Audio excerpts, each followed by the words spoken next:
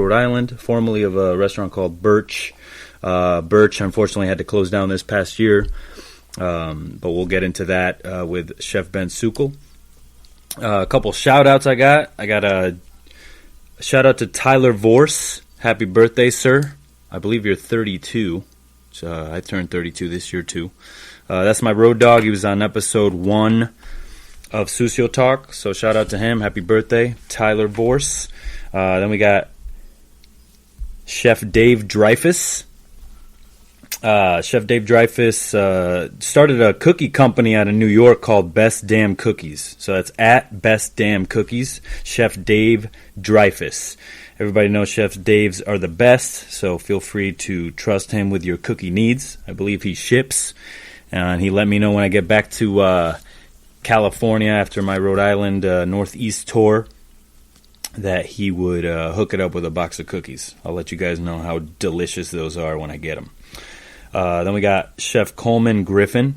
He's a young cook I met at the restaurant in Meadowood many years ago. He had been there for, I think, like 4 years when I had gotten there. So he was on his way out, but he was lead line cook, and he was one of the youngest that I've ever seen even like work at a 3 Michelin star restaurant. So shout out to Coleman. He's got a little pop-up in Tokyo called Natoma, Natoma. So you can follow him on Instagram. It's Coleman Griffin.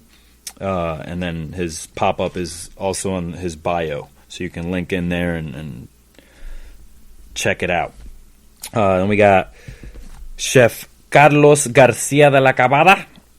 He's a cook that used to work for me. I only had the pleasure of working with him for a couple of months because he had to move down to LA due to literally 3 fires happening in his neighborhood in Angwin in like 2 months. So he was almost like permanently displaced while he was living in Napa. But I had the pleasure of working with him at the Charter Oak, and he reached out to me via Instagram and just let me know how much he's enjoying the show. So thank you, Carlos. Then we got, last but certainly not least, is Jennifer Rodriguez. That's my mom. Happy birthday to her as well. Her and Tyler actually have the same birthday, February 17th. So, for the longest time I could never remember it, and then Tyler came into my life and kind of helped me remember it a little bit. I know that's insensitive, so very sorry, Mother. Very sorry. So without further ado, let's get into it. But before that, I just want to let you guys know I've been in Rhode Island in the Northeast for a little bit of time here, and I was able to do some podcasts. So upcoming podcasts include Chef Derek Wagner of Nick's on Broadway in Providence, Rhode Island. It's a brunch lunch staple here. Then we got Chef Jake Rojas, which many of you know was my mentor in Rhode Island and sort of the inspiration behind me moving to California and seeking more knowledge in the kitchen. Then we got Bo Vestal from a restaurant called New Rivers, a super cool dude.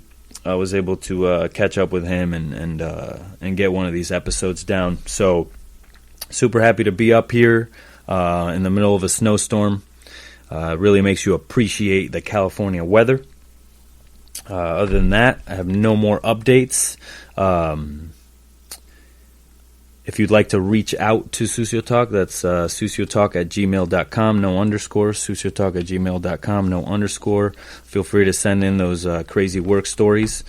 Charlie Apple's been letting me know for the last month that he's going to send me some emails with crazy work stories, and I've yet to receive them. So if anybody sees Charlie Apple, you let him know. I'm waiting for him. All right? Please enjoy. Once again, episode 12, Chef Ben Sukle of Providence, Rhode Island, restaurant called Oberlin. Please enjoy.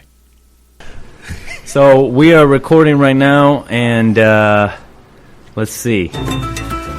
Welcome to episode 12. I recorded episode 11 yesterday with Big Black Dog Farms chef. Why did I say chef? It's fucking stupid. He's a farmer. He's not a chef. His name is Jeff. All right. So I'm sure you've heard all about him at this time before this comes out. This is recorded. What day is it today? Today is the 10th. February 10th in Rhode Island. All right. Here in Providence, Rhode Island at Oberlin. which is Chef Ben Sukle's restaurant. I'm sitting here with him right now. Chef, how are you? I'm good, man. How are you? Very good, very good. So it's nice to see you. I haven't seen you since 12 days. Yes. And then we were just talking about, the restaurant and how you love that vacation so much. So I'm happy you enjoyed yourself. And then tell us a little bit about the chef you brought with you, because I know he's been with you for quite a long time. Edie Davis? Yeah. Ed's one of my best friends, and I'm the unofficial, non-denominational godfather to his son. Meaning there is no God, there is no religion, but I am his godson, or I'm his godfather. And Ed's someone that we hired him, by we I mean me, way back. We're talking, I want to say almost 15 years ago at a place called Farmstead, which was a cheese shop that then opened a bistro. Yeah, that was Matt Jennings. That was Matt Jennings' spot, yeah. So we kind of came up together there where I was a sous chef. Did you when you worked there, did you grow into a sous chef there, or did you walk in sous chef? It was chef? quick, and that's one of the things that I think really, that restaurant really shaped the trajectory as far as what I thought I wanted and where I thought I needed to go. Yeah, for sure. And that I had to, it's you go through school, you go through 4 years of school, and you've got this kind of feeling that okay, I've skipped the line. I can go forward just a little bit as far as where I worked, because it's in the summers, I would work at really good places. I'm okay, I did that, and I come from a small town in Pennsylvania, and there's nothing there. My first job was at a Red Robin, where I was a part-time bun loader dishwasher. Yeah. And for me to go to culinary school with that as my background was just kind of cool. I'm ready for more. Yeah. Meaning it's I think I know what I'm doing. And so I took that job, and I was at Farmstead for almost 5, maybe 6 years, something like that. 5-6 years? And that's in my early 20s, so 21, 22. And so to be at a restaurant that long, that young, is something that I discourage a lot of people to do. Heard that. And that's something that I've done with cooks that have been, anytime that we've had cooks who are with us for more than 2 years that are of a certain age, of a certain line of experience, we have a hard sit down where we're just or what are we doing here? Yeah, you got to go. You're learning things that I want, systems I want, that are going to really, your brain's soft right now. Yeah. There are going to be things that you take to other restaurants if you're here too long that are going to hinder you. Yeah, exactly.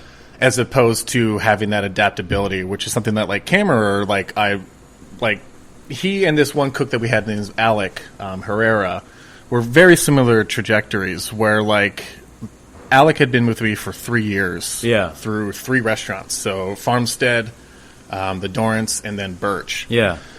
And it was just to the point where I call it an honorable firing, but we just say, you need to get the fuck out of here. Yeah, for sure. And so he did this thing where he just bought a ticket to Australia, and then he worked around Australia, then went to Southeast Asia, then he went to Scandinavia, and he's been everywhere in South America. Now he's back in the U.S. just because of the pandemic, but he outfitted a van, and now he's just getting paid to take photos and making coffee, and it was this trajectory that I wish somebody had done to me. Yeah, for sure.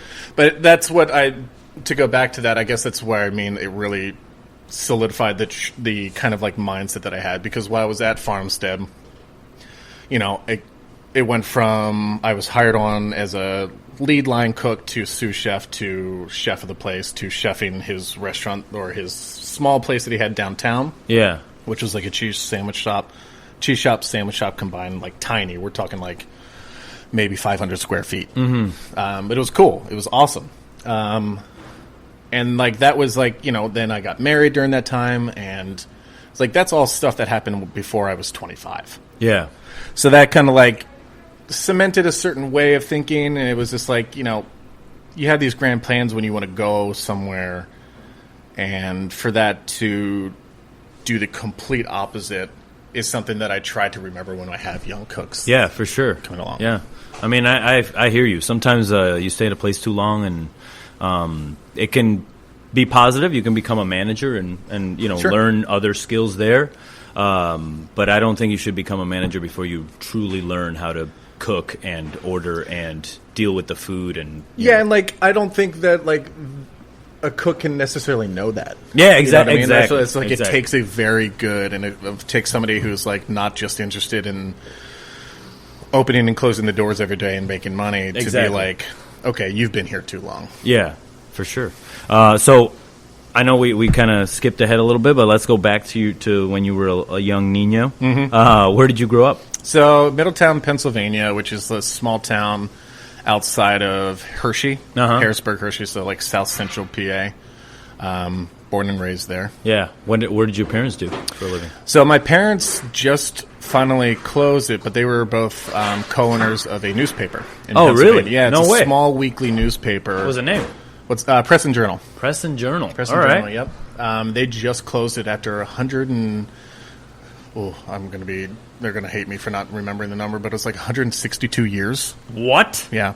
So your family's been doing this paper for 6 generations of doing it, which is pretty insane. So my sister stayed along for that side of it. Yeah. I wanted nothing to do with it. Yeah, you're like, fuck this. Summers were spent stuffing papers, and it was just like, this is horrible. Yeah, for sure. It's as if like as if like that industry going to cooking was a big difference, but it was like anyway. But yeah, so they've owned the newspaper, and they just had to close it this year, which is like kind of crazy that they had to close it because they did absolutely everything for that to not be able to happen. Like they've survived 2 world wars. They survived 2 recessions. They survived a Great Depression. Yeah. If you think about this, like the trajectory, and this business has stayed open. Well, if you look at it, I guess I'm looking at it from a different perspective here, but all that's great news and great for newspapers. The Depression and the fucking the World War. I'll be like, if I sold newspapers and I heard of a World War, I'd be like, look, I'm a little scared, but honestly, this is a great money making opportunity. You know what I'm saying? So I guess the way you think about it, they also survived the internet. Coming up for news. But it's like, I guess you got to think about it like, can you imagine if the news media today had to cover a world war with how the U.S. is divided? Yeah. They would think half of it's bullshit, and the other half is fear-mongering. Yeah. And so it's like... So I guess it was a little bit easier to report news back in those days. I guess it was like... Everyone seemed to trust the media more when it comes to newspapers because there wasn't news. There wasn't 24-hour cycles. There wasn't another agenda. There wasn't content that we know of. Yeah, exactly. I don't think the Sukles were trying to, you know what I mean?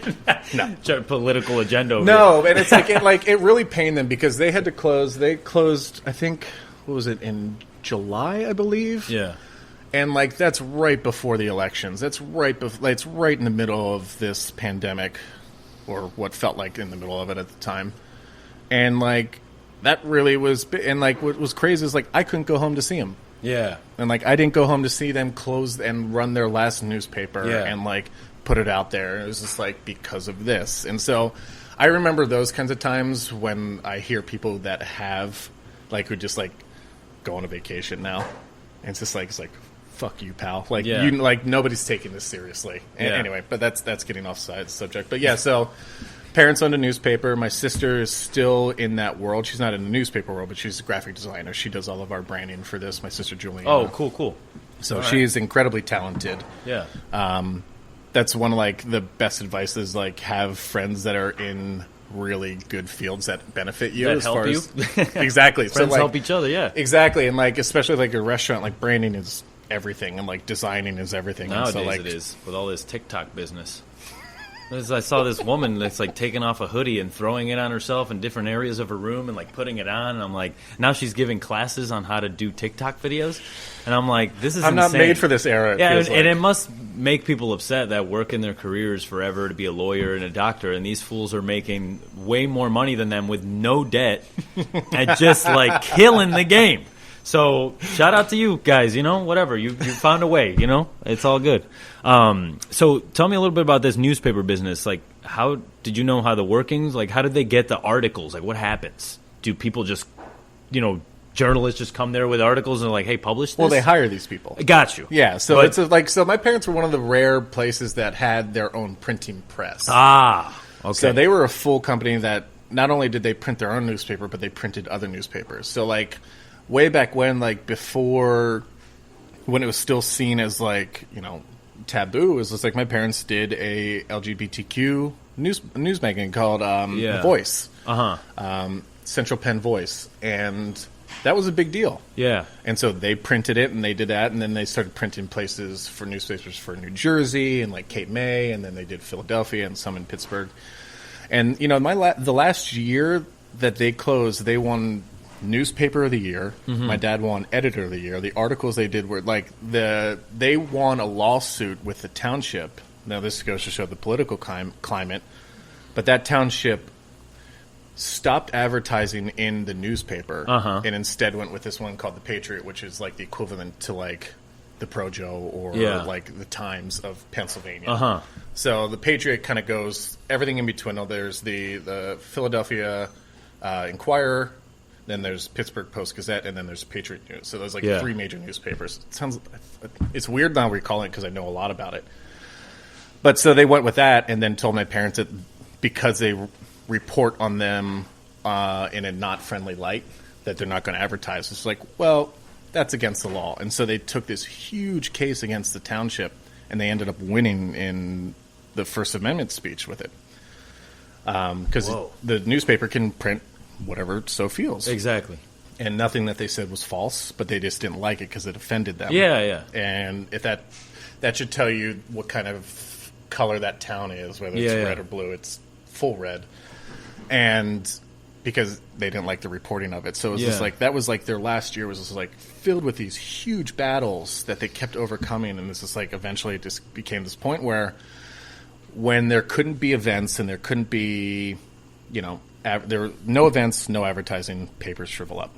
That's like at its core. So it's like for things to be, you know, partially closed, like no gatherings, no indoor gatherings, some outdoor gatherings, some not. Nobody's going to advertise that. They'll just go to Facebook. Exactly. And post these kinds of things. And so what that does is like now there's a town in Pennsylvania that doesn't have a local newspaper. So they had to rely solely on a newspaper that is owned by a conglomerate in Texas. Yeah. With reporters that have way too much of an area to cover. Yeah. And who don't give a fuck about anything. Well, nobody's going to give a shit about a barbecue at a firehouse. Yeah, exactly. You know what I mean? It's just like, but like that's the shit that matters. Well, it's the shit that matters, and it's the shit that pays the bills. Yeah. Because those things advertise. So that inner workings, and so like so like they had a full staff. They have editors, journalists, publishers, the whole nine. You know, my sister came on as somebody that was possibly going to be taking over the business, but that just didn't happen because there's no money coming in because of no advertising. So, it's sorry to make it keep sounding so drab and everything, but it's all good, man. It's what it is. We're sitting here in the snow. You know, it's all cloudy and shit. Might as well get dark. You know. So, during this time, are you just working at the newspaper, or are you doing anything else? Yeah. So when I was, heyo. We're in the restaurant right now, guys, and we're hard at work out here. All right. Okay, so we were talking about which part? What did you do for a job? So it's like as soon as my parents thought I was being a pain in the ass during the summers when school wasn't in, I would go and work at the newspaper. And then like I hated everything about it. It was like to the point where I was finding, because it's so old, so I was just find rooms and hide in and just like hang out, because it's like you're in this like cool ass like old 1920s like room, and there's like big things of paper everywhere, big things of carpet. So I would just like hide and like just like not do like just.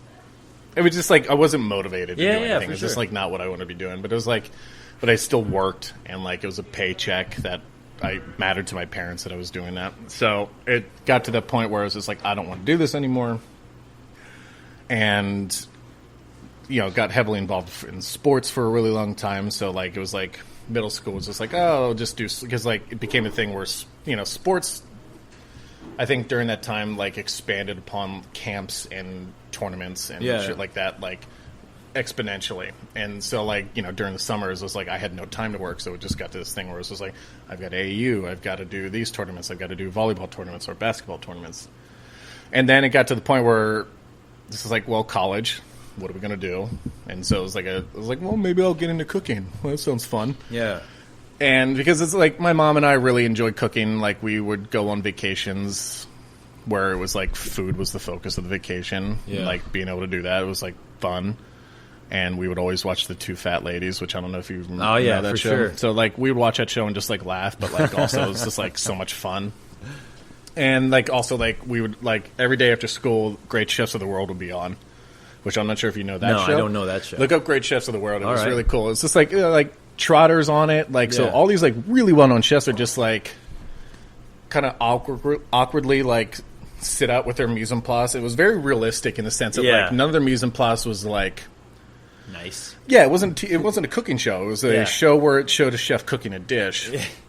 And like it was fun because it was like it felt the most real. It's like some of the guys just wouldn't talk, some would. And I really liked that. I like that. Yeah, it was just kind of like Be whatever yourself. they wanted. Yeah, exactly. It was like, you know, more than likely the French guys didn't talk, but it was cool because they were going to France and like seeing all this stuff. It was like, whoa, that's kind of cool. And so like, just like talking like with my parents, I'm like maybe culinary school. It's just like that next day I got a job at a kitchen. It was like very much like what my parents would do. It was like, oh, you want to do this? Well, you're gonna fucking find out. You're gonna find out if you like it or not. And so like they got me a job at the Hilton, which was just like imagine like your first restaurant job is in and it's a fucking Hilton huge hotel. Excuse me, that's I'd never cook again. It was just like so like they put me in one of the cafeterias that nobody was in, and I just cooked chicken. But it was like at the time it was like this is fucking awesome. It's like I'm cooking 50 pounds of chicken tenders. It was like this is cool. Nobody's around. It's just like I probably like who knows if like that any of that shit got cooked. Yeah, exactly. It's like it's going to steam tables, so it'll eventually get cooked. Doesn't matter. Yeah. So. You know, like that, and then the next job was working at Red Robin, and like I say, like that's my first job because that was the one where it was just like I was an integral part of it, rather than so like, you know, it was bun loader dishwasher, where the dishwasher hated my guts, hated me, but bun loader was super good at it, and it was just like you know, just like this motion of just like bun, load the buns, and then you move up to the meat loader. Which is like I don't know if anyone of your caliber you've interviewed has like worked in a restaurant like this, but it's like one of those places where it has this conveyor belt system for the charbroiler. It's like what Burger King uses, but like you would have like 3 lines, and it was 2 no pinks, 1 pink for your midwells and your well dones. And so your no pink line or your 2 no pink, it sounds so gross saying pink, but that's how it was. They must have changed it because I don't think the political climate of today would have let those names. Meat loader, bun loader, fucking, you know, none of that will fly right now. I mean, that's where I learned the kitchen lingo as far as insults. Oh, for sure.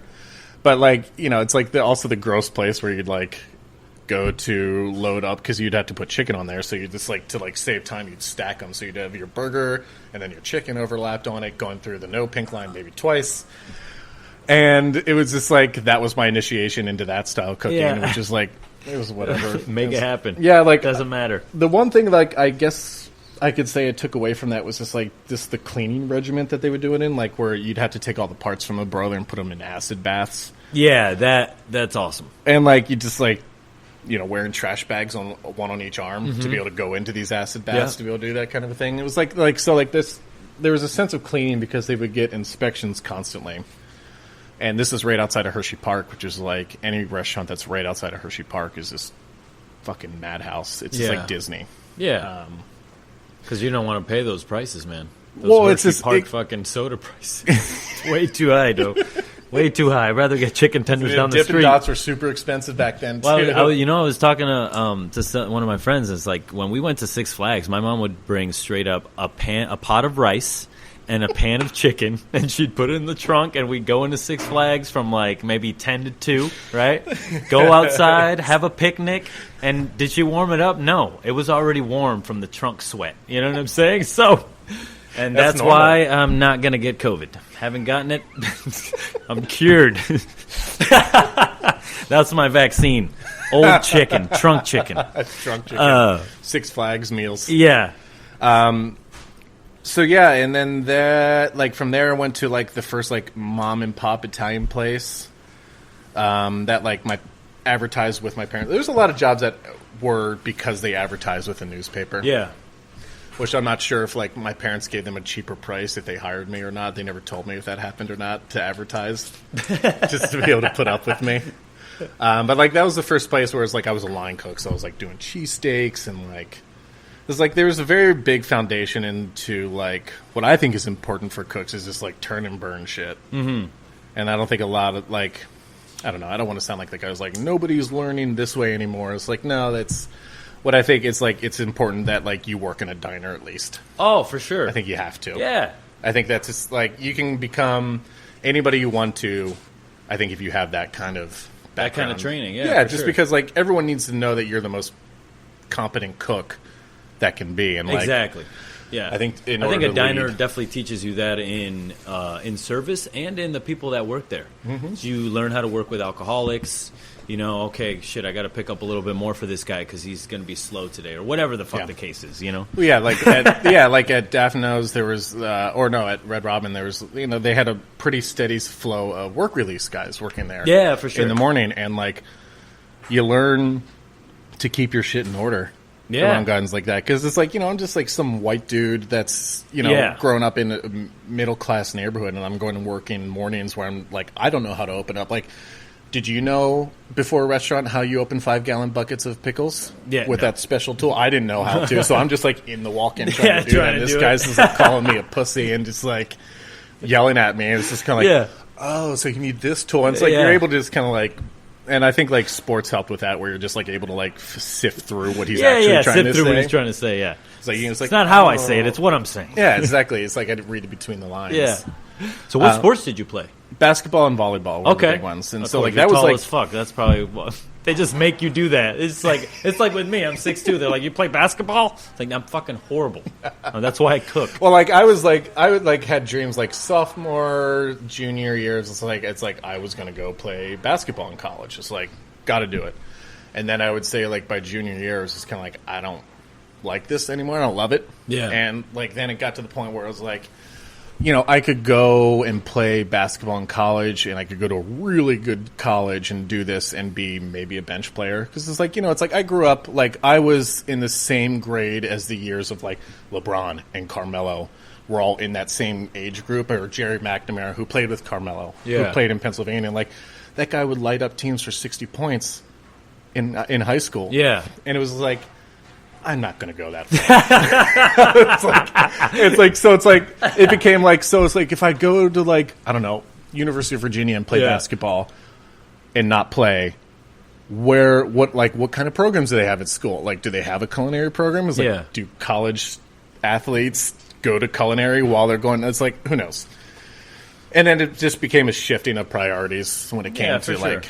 Because, like, when you start taking cooking seriously, there's that one person that's like, hey, motherfucker, like, you either do this or you don't, you know. And it took, like, working at a place like that also had another cook that was competent and, like, would also not be against showing you, who wasn't threatened. Yeah, exactly. That you were, like, going to take their job. No, and so after Red Robin, where do you go? So there was the Italian-American place, a place called Daphno's. Okay. Which is just, like, cheesesteaks. They had a... not a wood-fired oven, but those wood stone ovens that you do pizzas out of, and it was just like the first, like it had like it was a Greek owner, and like it also like in the mornings, like his mom would come in and make the soups, and like that was cool, and like she wasn't doing anything groundbreaking, but every time they were seasoned perfectly, and like that was like the first time I like salt was a thing, acid was a thing, like timing was a thing, like how long things did certain things was a thing, and so like for that to be like it was kind of like bringing back watching the Two Fat Ladies and seeing like you can have that in a restaurant kitchen. You don't just have to be a scumbag to work in a restaurant, and you can have both. You can be a scumbag and also be a caring person. Mm-hmm. You should know. You all know out there.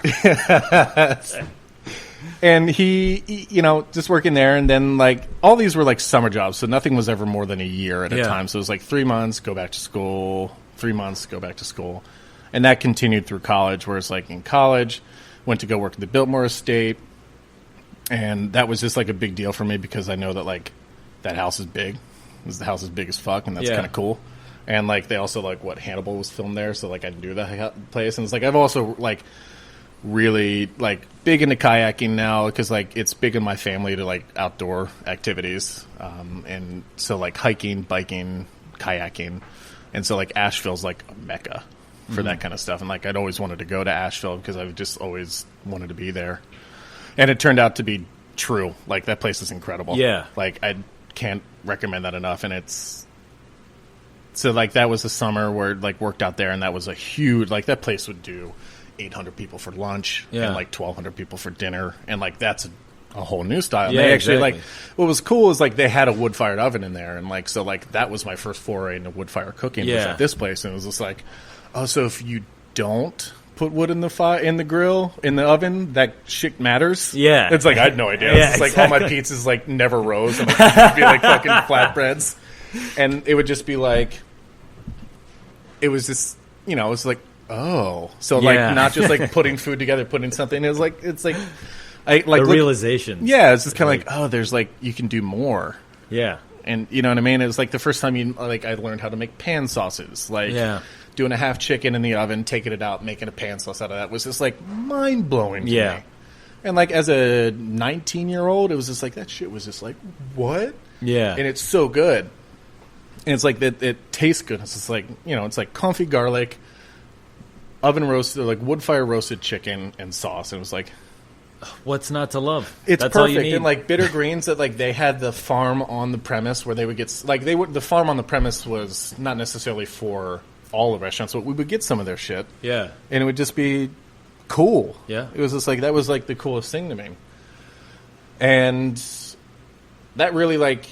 Yeah, just like the wood fired, it was just like there's no flavor that can ever be recreated otherwise. And so went from there, and from there went to what is it after that? I'm trying to think which restaurant came first. Now, how are you making these decisions to move from restaurant to restaurant? Are you looking for the food, or are you like, I want to live in this place, I'm going to go work there? I think this is like one of the times when I'm all for college because it made me have to do these things. So like externships and like these kind of situations where I would have probably never done that necessarily or not that soon. Because like there was part of me that wanted to do, what's the word that's take a year off between college and high school. Like the break or whatever? There's a word for it, but it's like I wanted to do that. I wanted to like, hike the Appalachian Trail. Sabbatical? Is that what it is? Yeah, something like that. There's a word for like, it's like a leap year or something like that. But, like, I wanted to do that, like, hike the Appalachian Trail or, like, kayak a bunch or, like, go to Australia and kayak there kind of a thing. And so, like, there was, like, the frontal lobe was nowhere near developed at that point. So going into college and them forcing you to be like, okay, you need to do a co-op. And, like, one of the options was doing them at the school was just, like, absolutely fucking absolutely not. Like, I'm not going to go work in a cafeteria. Unfortunately, I'd known what it's like to work in a cafeteria. And it's like, I'm not doing that. And there's nothing against that. It's just like, I know that's not what I wanted. And so we went to, like, and so that's what it was. It was just going to school, like, saying you have to go do these things. And I wasn't, and once I left Pennsylvania, being in a small town, once you can live outside of that town, I didn't want to go back. Yeah, you never want to go back. No. And, like, knowing how much I didn't like working at the newspaper, sorry, Mom and Dad, I knew I didn't want to do that. There was nothing for me back home. And, like, it's also, like, my first year is the first year somebody put the French Laundry cookbook in my hands. Yeah. And, like, that was just, like... Holy shit. I think everyone has that moment when they come to reading the French Laundry cookbook. Exactly. Everyone has that moment where it's just, like, I looked at it and it was just, like... This is different. This is, like... Yeah, and, like, I guess, like, coming from Pennsylvania and, the small town, like, there was, like... I had no idea that there was waiting lists a mile long to be able to get a stage in there. I had no idea what stages were, so it's just like started sending out resumes. Obviously didn't hear back from the laundry. Actually, eventually I did, which was them saying no. And I kept that letter. I still have that letter. Good. It's motivation. Like, exactly. Yeah. And like they were like couldn't have been cool. Like I don't know of any other place that sends a rejection letter for a stage.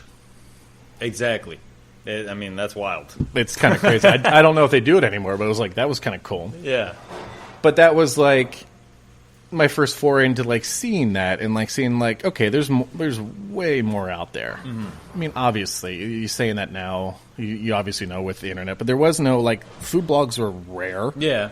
Like there was maybe one and I didn't know about them. And they weren't respected either. They're like, no, this guy. It's like there was no like central area to put pictures up of people's food. So Yeah. like books were like where you got those, and so like, but then shit's expensive. Exactly. Like if you don't have a book, you didn't know who the fuck you were. Exactly. It's I like don't know. like that French Laundry book. It's like I had to ask my parents to pay for that because it was Yeah. like $50-$60 at the time, and it was just like, oh man. So like to be like, it's not like now where you can like you like are born with an iPhone Yeah. and have Instagram.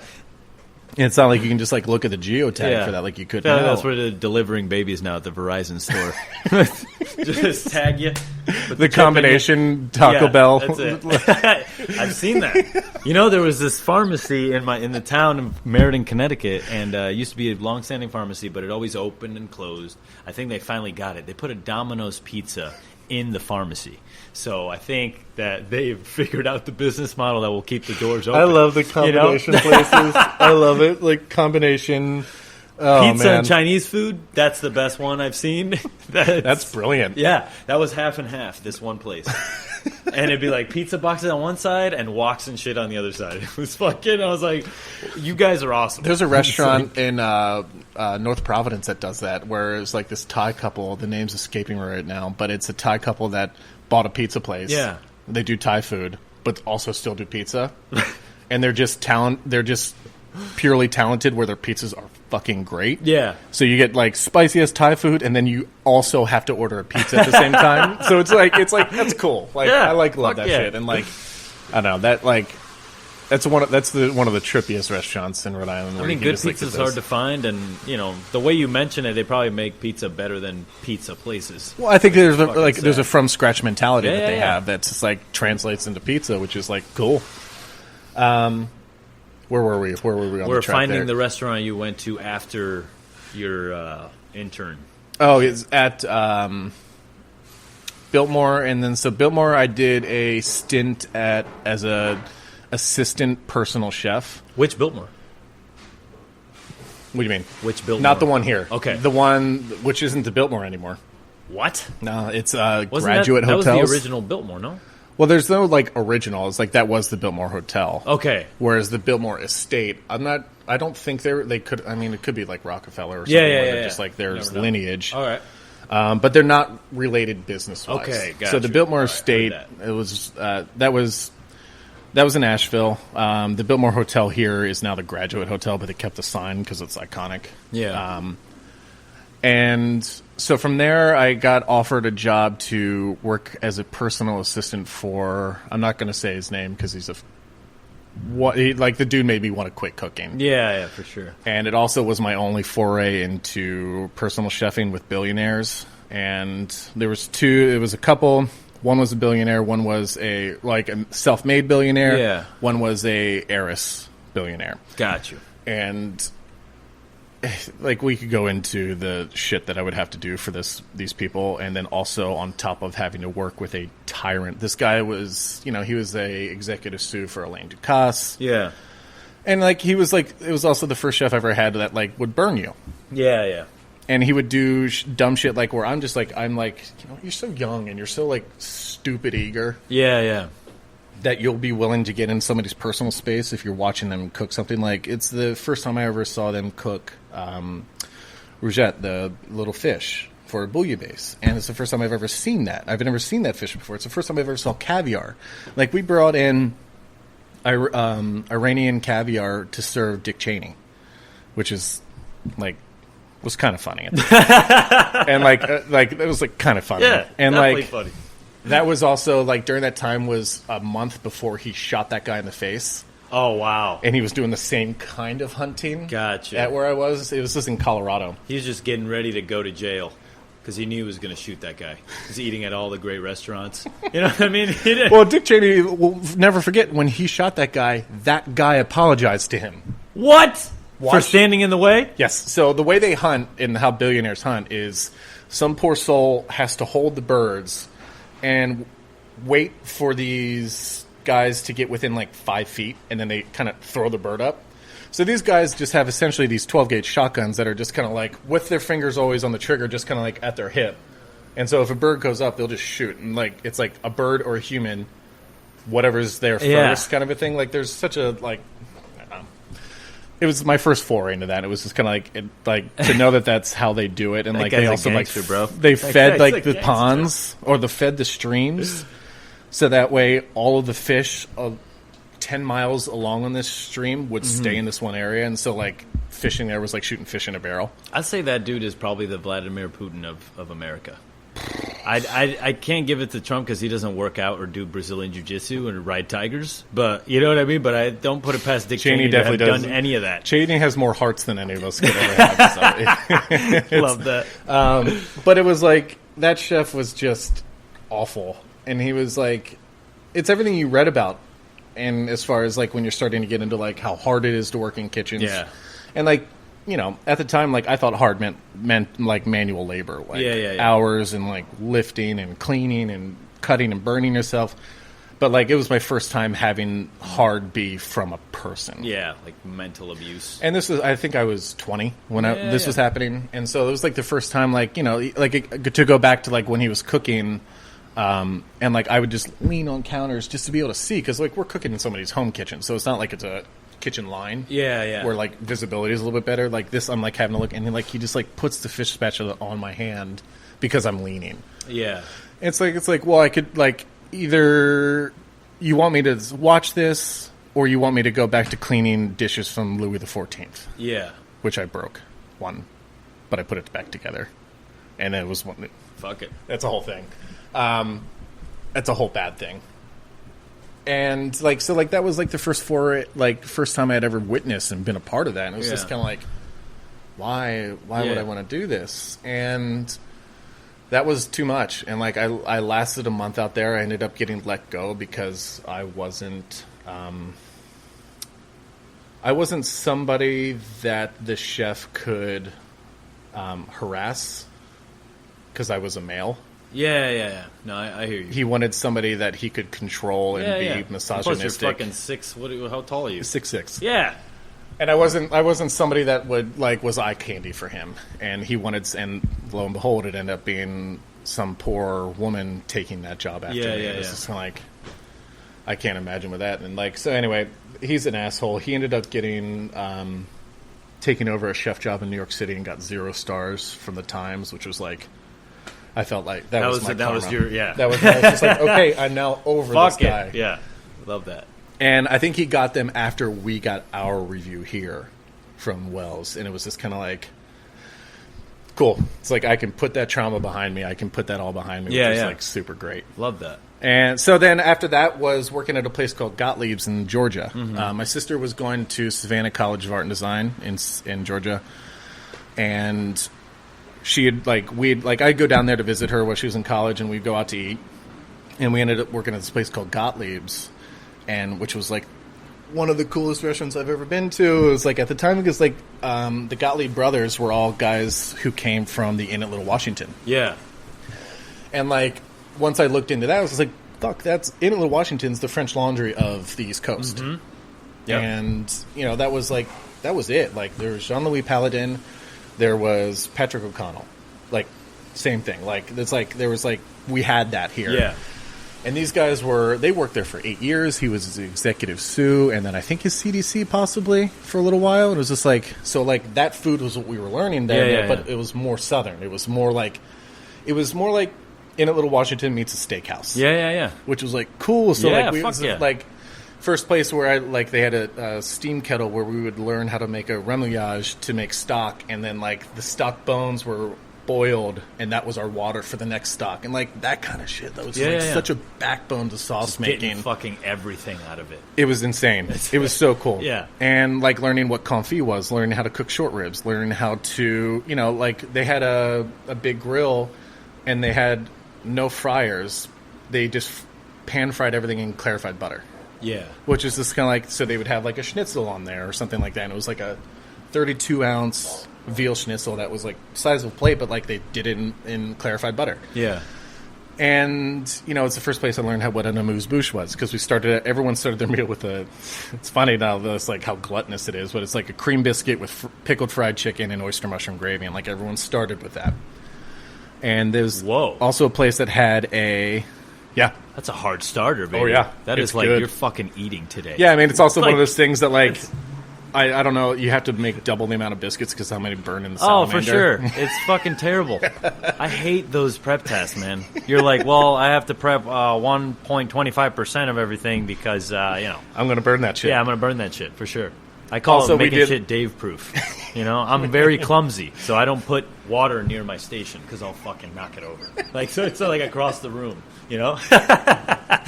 But, you learn how to work with yourself. Yeah, exactly. Margin of Dave. Exactly. Instead of margin of error. I like that. There you go. It's the first T-shirt, Margin of Dave. Just like water in a fryer. So, that place, and that's when I met what would become one of my best friends, this guy named Rick Cook. Yeah. And he was a cook that, we would just talk food. And he was the first.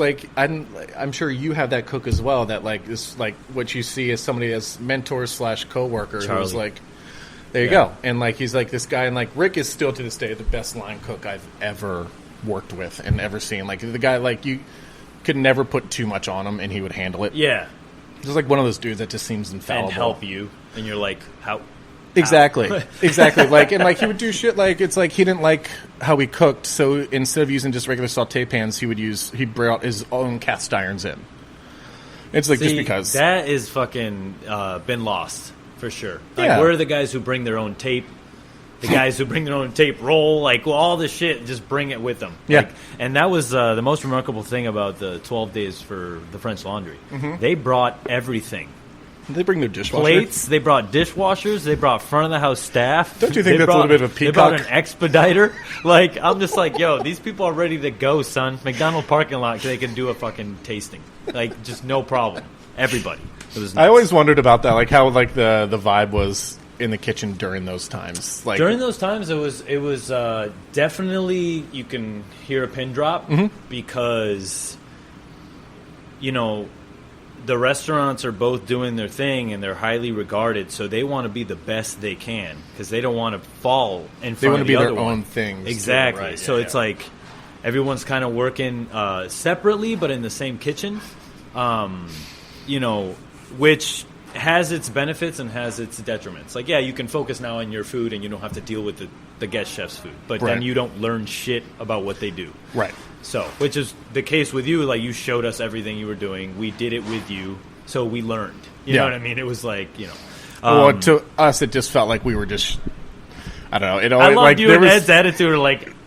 Whatever you guys want, we'll do. I was coming up to you wait, what do you guys want to do? They're whatever you think is fine. Yeah, because it's we're coming in this thing. We're just thinking these guys are going to laugh at everything that we're doing because we're just from Providence. So what do we fucking know? That. Well, it's we obviously there was we're called out here for a reason. So we're honored. But at some points when it came to the relief we felt not having to micromanage. Oh yeah. That relief was incredible. We had one of the super younger guys. I'm not sure if he's still with you. He was a big dude. Jan. Was that Jan? Jan Iskandar. He's tall as yes, fuck. Yeah. He was with us, and there was a moment and I'm pretty sure he was bottom level for you guys when he was starting out there. And there was a moment when I was just because I wanted to go completely bonkers with citrus there, which I did. Yeah. And I was I want to taste these dried fruits that just completely destroyed Charlie's preserved fruit section. I was I want to try all these fruits with these different citruses, mainly because I've never tried these citruses. And I go back and then he taps me on the shoulder and he shows me this thing that's just this matrix of just things lined up, labeled, and it was just at that point it's just that's so great. That's Jan, so great. It's funny. He actually he made it to the hotline. And then he burnt the place down? No, I know. Too soon. I go to Charter Oak, and I remember that I had, because I always loved him, and it's one of those relationships that's hard. For a time, he doesn't fucking like you because you're his boss. After you've been a cook, you turn sous chef, and you go through all those emotions. So, I had to talk with him. I was like, "Look, you're gonna be my sous chef at the Charter Oak," and that's what happened. So cool. I left, and he's over there now with my other boy, Tom. Shout out, Jan. And, shout out to Jan. See, people remember you, Jan. They love you. And, like, that was, like, a moment where, like, Ed and I were just, like, we could just, like, tell you guys something and it would get done. You're like, this doesn't happen. It was just, like, we don't have to micromanage you. Like, this is fucking great. And so, like, it was fantastic. And, yeah. And so, back to, I guess, Gottlieb's. Like, Gottlieb's was also, like, the first time I'd seen, like, a pastry chef who was regarded.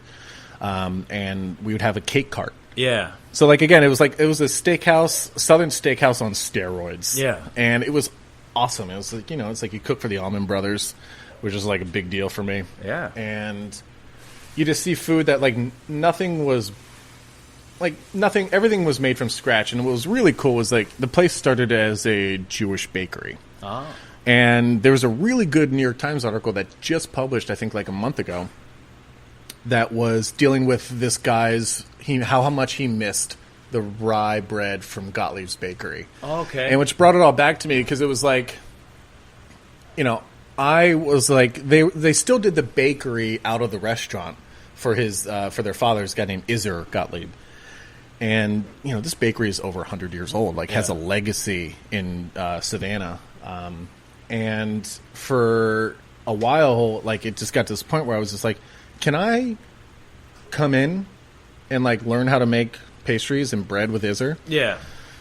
And, like, the brothers, Lawrence and Michael, were just kind of like, yeah, just don't clock in. It's just like, okay. All right, fine. Yeah, whatever. No problem. It don't matter. And, like, I would go in there with Iser around 6 a.m. and, like, just, like, learn breads from him. And, that was cool as fuck, man. It was just, like, because it's, like, old Jewish bakery stuff that I had, like, there's no Jewish bakeries in Middletown, Pennsylvania. There's none of that stuff. And so, like, to learn, like, ryes and, like, Charleston, like, chocolates and learning how to temper chocolate. Yeah. And, like, doing all this stuff learned by this, like, old, like, really sweet man. Like, you would never know, like, he was a bakery owner or anything. He was just, like, a grandfather to me. And it was so great. And then just, like, 6 a.m. then working until whenever service is done. And, like, because, you're 22, 21 at the time. And so you're just, like, whatever. It doesn't matter. And then, like, go out for drinks. It's, like, the first time I'd, like, been going out for drinks. And, like, going out with my buddy Rick and, like, talking about food. Yeah, yeah. And just, like, talking about, like... And, like, it got to the point where, like, Rick and I would, like, after service... Because eventually what led to their downfall was just, like, after service, they weren't there.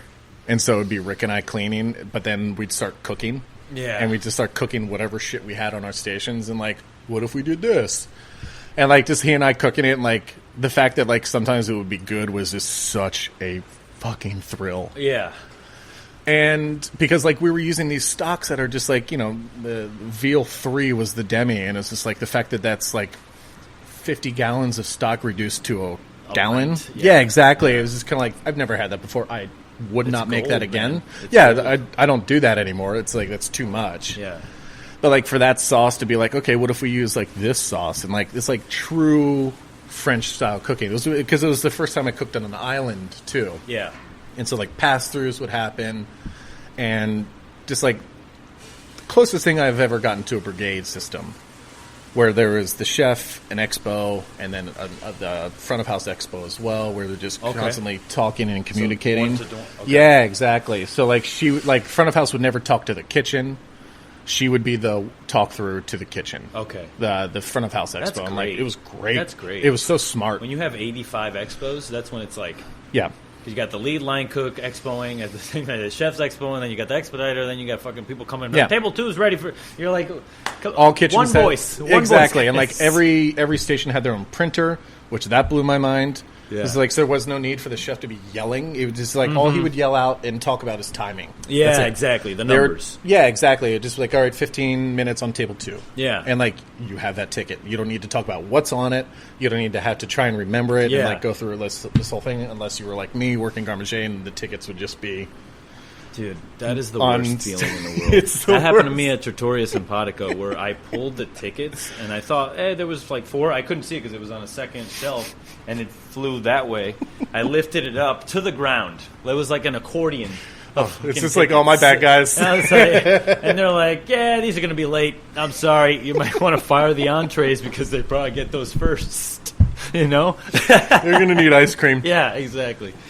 Free desserts all around. Exactly. So anyway, so that was like That was great, and like that was like, and I still to this day like am really good friends with Rick, and like he and I like that bond has never like wavered, and that was so strong. And I mean that was only there for 4 months. Yeah, and because it was like that was like the program, so like that was like to me like step up, and like I went there, and then I followed Rick to DC, and worked at a place called Black Salt, which was the most cooks I'd ever worked for. So it was like an AM PM place. They had a kitchen in the basement, as well as the kitchen on the line. Yeah. So it was a huge kitchen, like big numbers, and like, but it had a fish. The reason why I really want to work there is because they had a fish market in the front, and like that was cool. Like they had like they're breaking down all their own fish. You know, where I worked before, like they would get one kind of fish in, usually a fillet, and you break it down from there. Whereas here, it's kind of like all the fish that would come to the cooks was broken down by the guys in the front. Yes. And that, again, you don't see that kind of stuff. And so, like, that was cool to be able to be like, can I go and work in the fish shop for a little while? And then I ended up hating it because the fish shop was one of those places that was cool where it had the fish shop in the refrigerator. Oh, my God damn. Did I get that? I got you. Just tell them to go over to the dining room.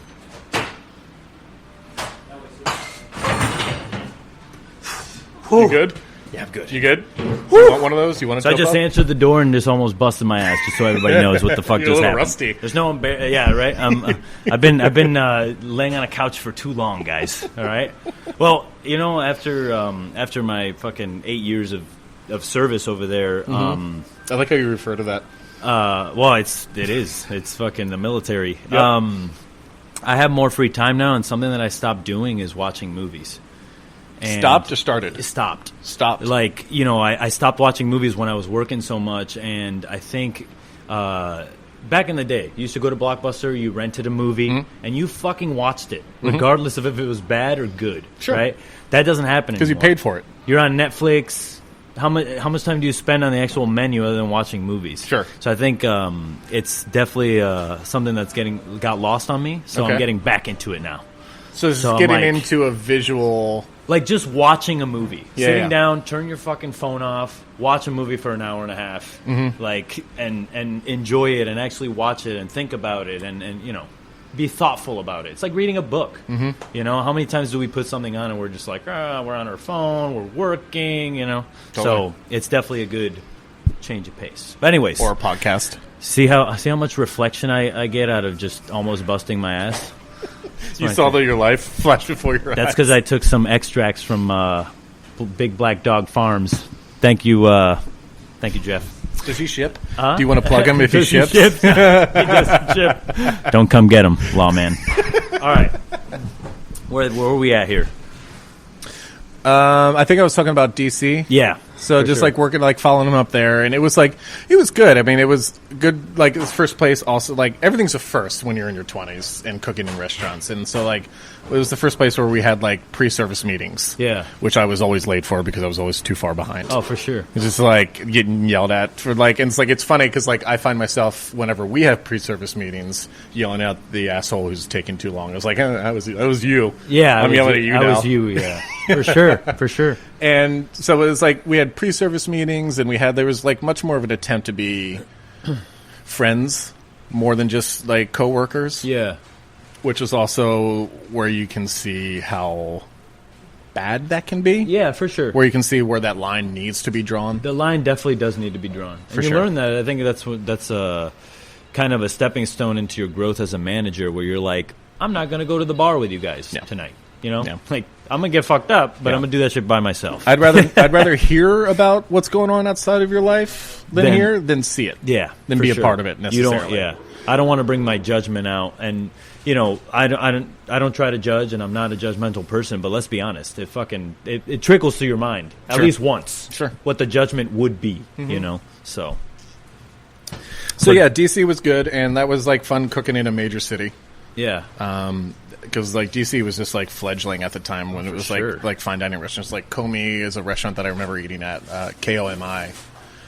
Johnny Money is a chef, and this was before he had Little Cerro. It was just like this tasting menu place, and like that was the first time I had like a tasting menu. Yeah, and it was like he made his own pita, he made his own olives, he did like some pretty cool shit. Yeah, even before, like, I knew it would be cool to, like, switch up the pattern, but, like, our main course for the tasting menu was a family-style course. It was, like, goat shoulder. Yeah. That was cooked over live fire with pita and sides to go with it. It was just like, that's a fine dining. This is like, fuck yeah. It was like rock star. Yeah. It was like to be able to do, like, no, you're going to get family style to do this. That's sick.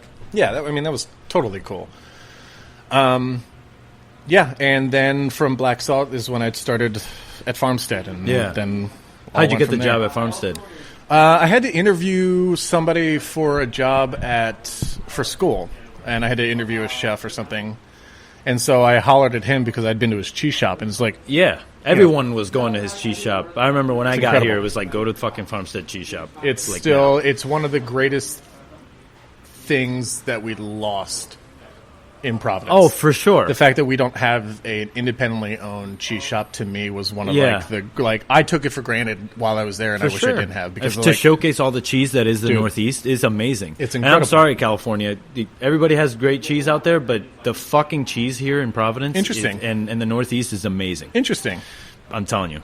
I mean, the produce is king out there in California, and but the fish and the cheese here is unstoppable. I agree with you, like, completely with it when it comes to, like, seafood. Yeah. Here, especially. Yeah. There's only cod and trout out there. You know, fucking like tautog out here, like all the shellfish. It's just incredible. So many kinds of fluke and flounders, and just where to start. Like, the fact that, like, Rhode Island has as much coast as it does with its salt ponds, which means there's, like, oysters galore. There's things that grow around oysters, like the seaweeds out here. It's like, it's incredible.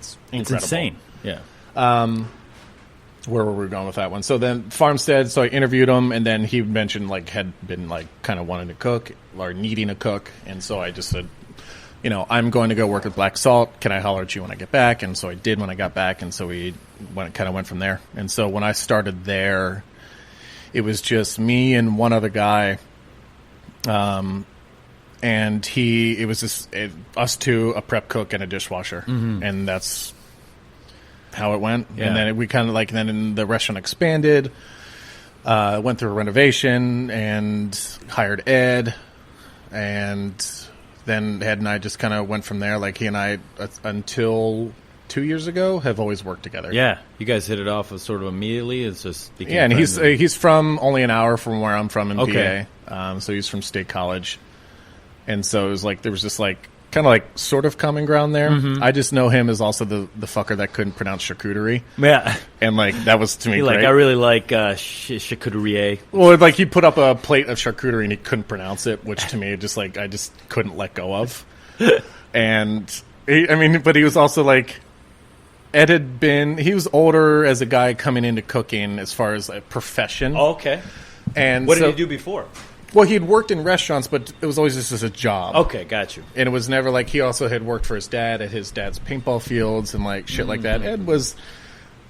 Ed's a character. Yeah, sounds like I should have him on the podcast. I think you should too. Let's fucking do it. I think you should have him without me so you can let him talk too. Let him tell my story.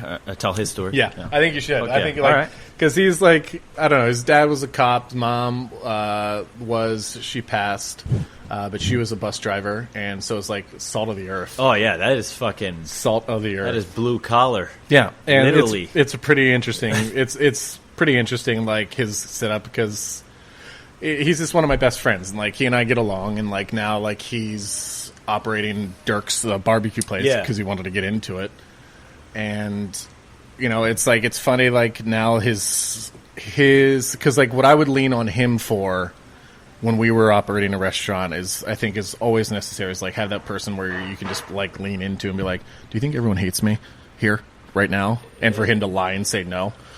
Yeah, no, I hear you, yeah. But, like, now it's, like, kind of, mental health check. Well, and, like, he would just be like, I think everyone hates me here at Dirk's. And I would just be like, dude, it's just like you've had this conversation with me. I've had it with you. It's like you're the boss. Everyone is supposed to hate you. Well, it's just like nobody's going to like you. Yeah, that's exactly. the point. I mean, I would tell my cooks, I'm like, just talk shit about my back, behind my back, like normal people. Like I don't care. And they're just like, so we can continue to keep doing that. Yeah, it's like, go ahead. I don't care. I know it's happening. It happens. I know. And like for him to be like now full on with that, when it's just there's no shield, even though like I think using the term shield from me to him is a little bit over. Yeah, for sure. But like there was a cushion that he had where it was like he could just come in and do his job and then leave. But now he's a whole different world now. He's got to fucking do it. And he's going to be fine. That's cool. He's going to be great for sure. He was great when he came to 12 days, and I really, we really hit it off too. And I usually don't really get along with such monotone people. I mean, he is like very just like one level always. And I, as a person who's like, I like 100% of somebody, I didn't feel like I wasn't getting 100% from him. You know what I mean? Like, I never was like, oh, he's not being himself. It's like, no, he's being himself. He just talks like that. That's fine. Like, you know what I mean? It's like, I remember having that conversation on the way in. I was like, I wonder if he's having a good time. It's like, he probably is. I don't know. But, hey, whatever. I think ever since, like, when he asked for cigs at Meadow when they brought him like a tray of selection of cigarettes to hand him, I think it's like he was good. That is amazing. I didn't know they did that. They did that. I think like a lint roller too, where there's just kind of like, would you like one of these? And he was like, of course, that asshole would get room service. That is fucking awesome. Oh my god! So you get the farmstead. You're working with him, and sort of Chef Jennings is coming into his own at this time. He's opening cheese shops and different places. Yeah. So what sort of happened there? You become sous chef. Yeah, and it was just like it came to an end. It wasn't the greatest of endings. It wasn't, never is. No, never is. That's why I guess the nice way I put it was just like I was there too long. Yeah, for sure. And that's something that I learned when going back to earlier talking about it. Like that's something I learned going forward with any cooks that I have that are super young, which is like in Providence, your cooks are always young. Oh yeah, always young. And just like you need to have a self-check with where you are in their career, because a lot, like, we're a stepping stone. We get like fuckers like you who are like going to do great things, but they're not there yet. Yeah, exactly. And so they're not going to take that step from college to Meadowood. Exactly. There's going to be... And you shouldn't. No, I agree. No one should ever. Because like you said, work at a fucking diner. Yeah. Get your ass kicked. Do travel, what you got to do, or travel, or just like, or it's like don't. Basic training. Yeah, you don't just show up to the war like, hey, I'm here. Yeah, exactly. And like, it's not necessarily to say that you need to slave in the kitchen either. Like, you can like get out, like, go develop your brain a little bit, and just like see. Yeah, I think the best training is eating. Honestly, yeah. Like, it's I've gotten more creative juices out of eating more so than cooking. And I miss that. I miss being able to do that so much. Yeah, and hopefully, it's coming back for you here. I don't know when it's going to be normal where it's just like, hey, full on 100% capacity. I can cough in people's face and they won't, be offended. Exactly, because that's what I think is going to happen on the day that they are like, hey, there's no more COVID. People are just going to start spitting in each other's mouths, just coughing in each other's faces in public. That'll be the new TikTok. People will spit up and then they'll reappear and swallow it. That's disgusting. God. But anyways. What episode is this? Yeah, this is 11. 7-11. No. So you get out of Farmstead and where do you go? Do you have a plan before you leave, or are you sort of like, hey, let me just kind of get out of here? And then, like, I got a summer off, which is, I had never had a summer off all throughout college. Ever, yeah. Yeah, and so, like, I had a summer off, which is, if I had an inkling of what a therapist could do for me, because I see one now, I wish I would have had one then. Yeah. Because that's something that, like, my anxiety just made me feel like a failure. Yeah. It's like you have a summer and you're not working and you're 24. Yeah. The age is and you're like, I'm a failure. I'm a failure. And, like, there's going to be nothing for me. And, like, No. I can't do anything right. And that went unchecked.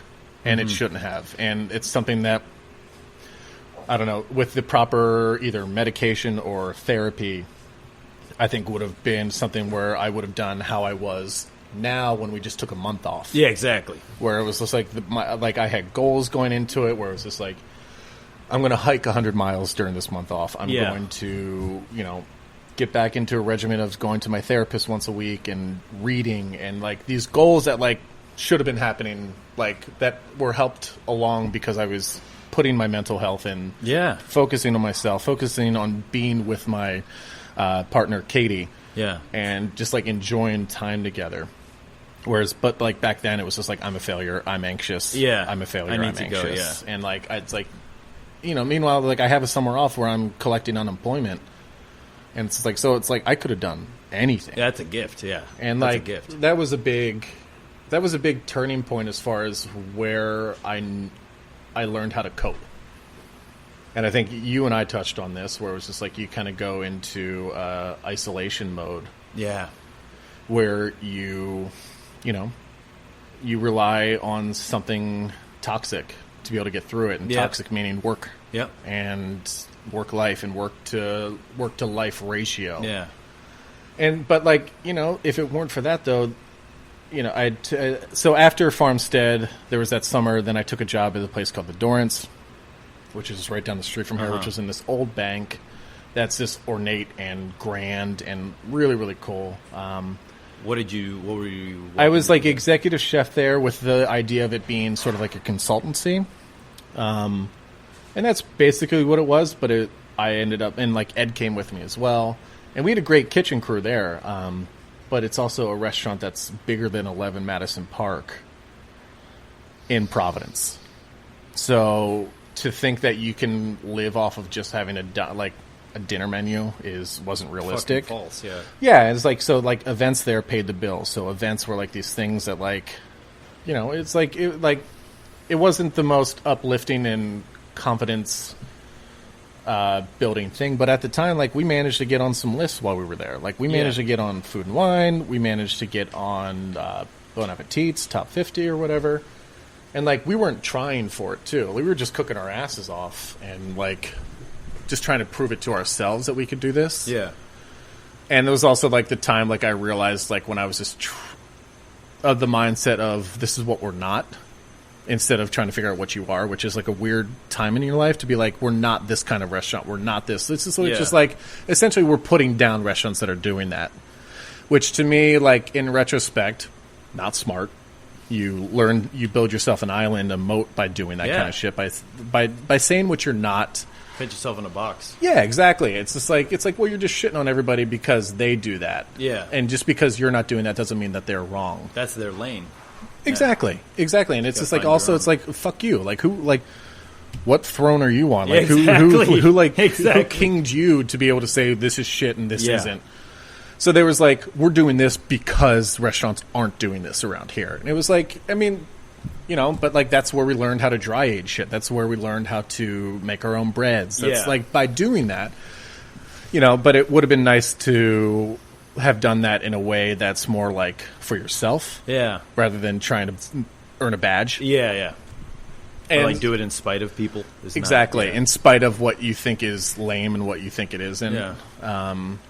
Which is like that elitism with food and restaurants and chefs that I think now is hopefully on its way out. Yeah.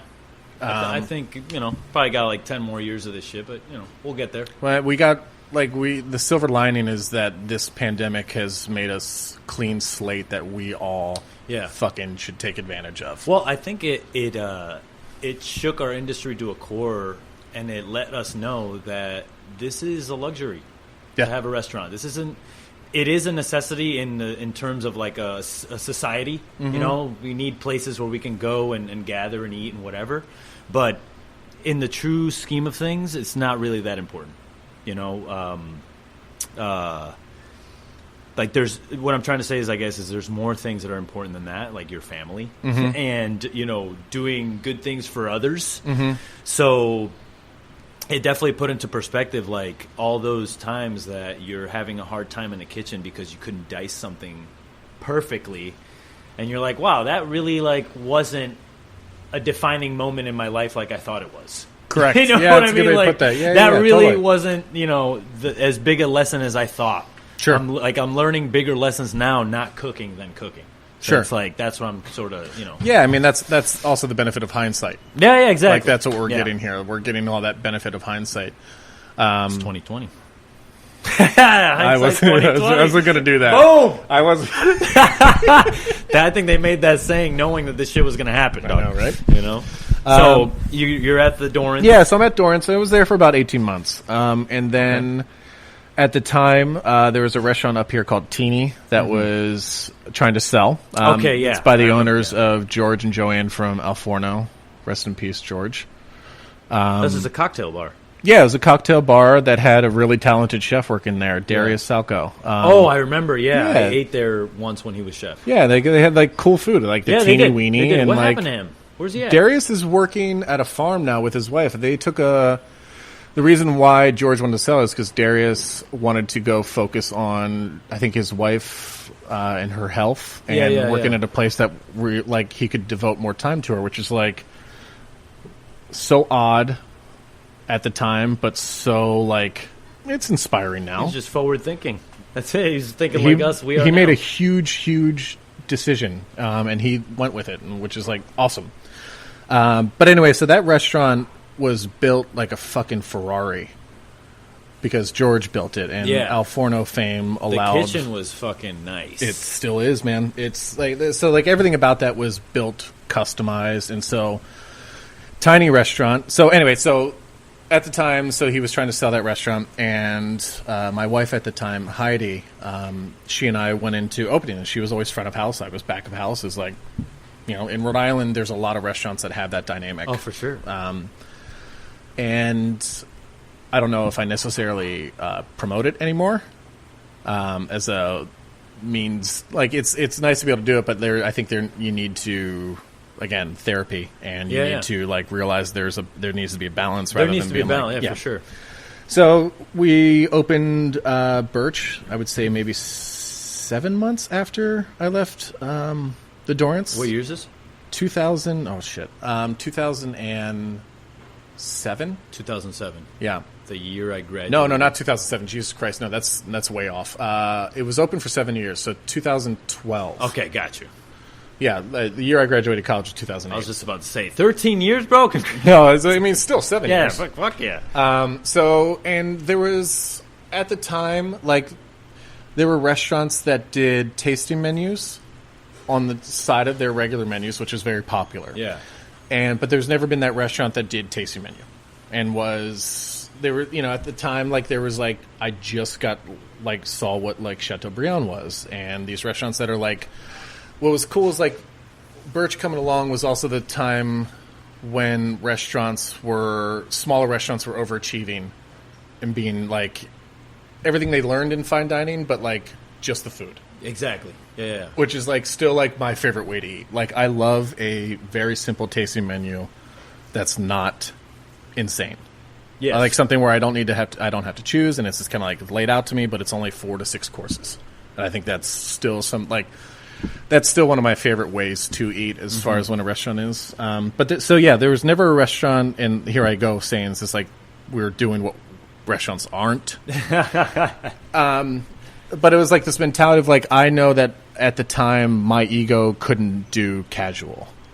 There was no way I could do something casual to build up to something that's quote unquote fine dining. And so I opened Birch, and Birch was the perfect venue. It's 18 seats, U-shaped.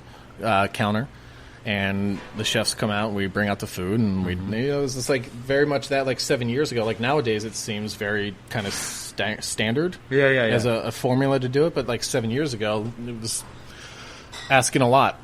And we went through a couple of iterations of what the menu was. It started out as trying to be a restaurant that was for everybody. Like I wanted to be an industry spot, I wanted to be a late night spot, I wanted to be a family spot, and you try to please everyone as possible, you're going to please nobody. Yeah. You're only going to partially make them happy. Exactly. And so like that was a big reality check in the first 3 months where it's just kind of like people leave hungry. Yeah. And at the time I was just like, well, you're stupid. Like instead of like that being my problem, I think it was their problem.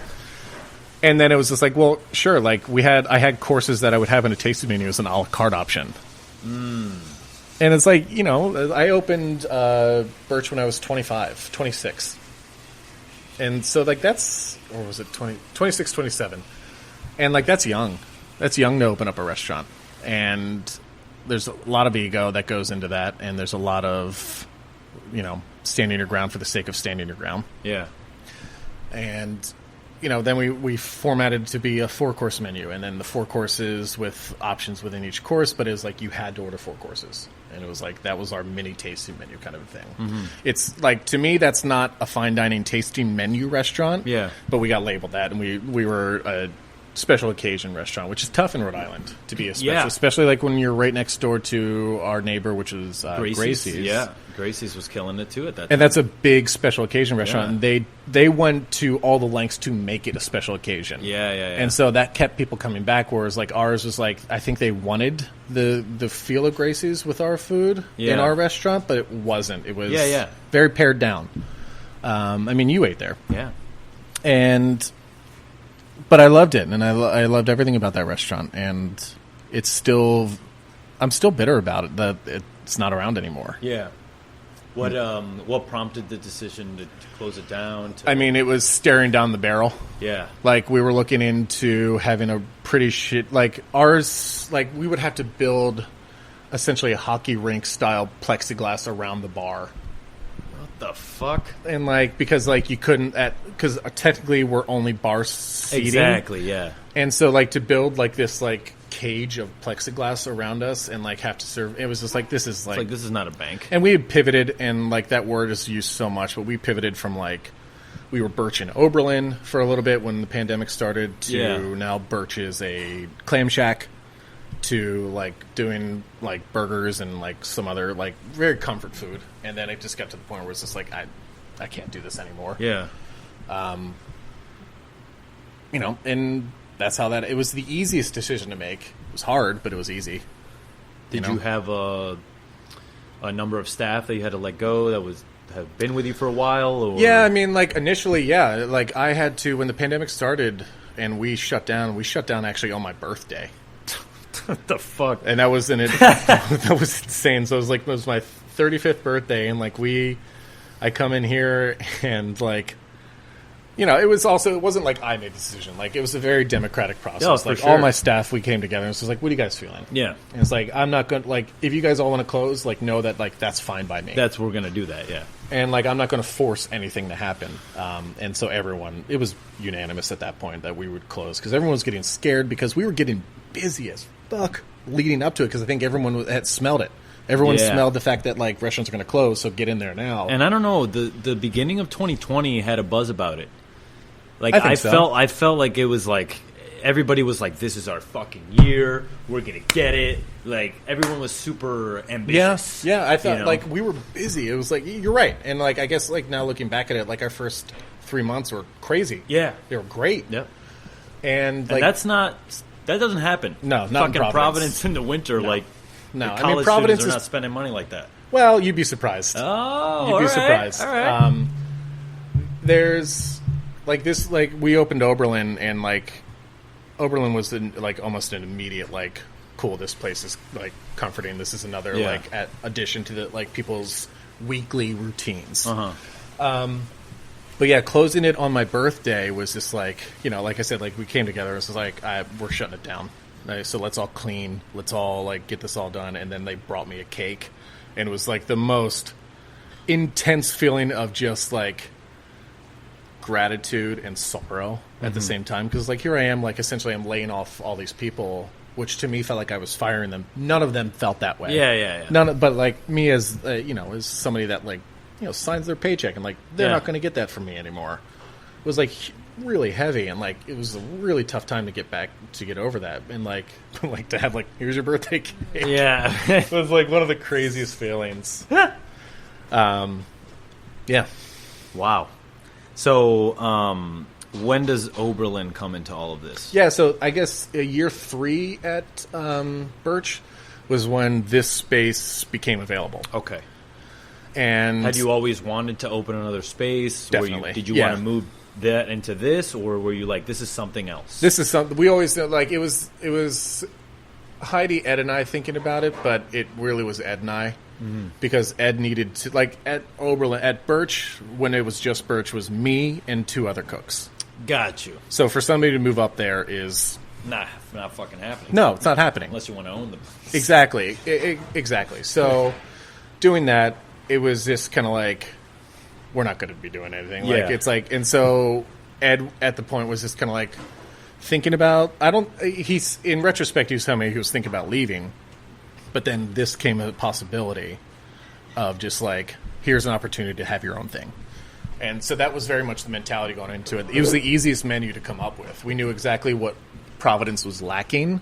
And this is when the shift happened from we don't want to be this to knowing what we wanted to be. Gotcha.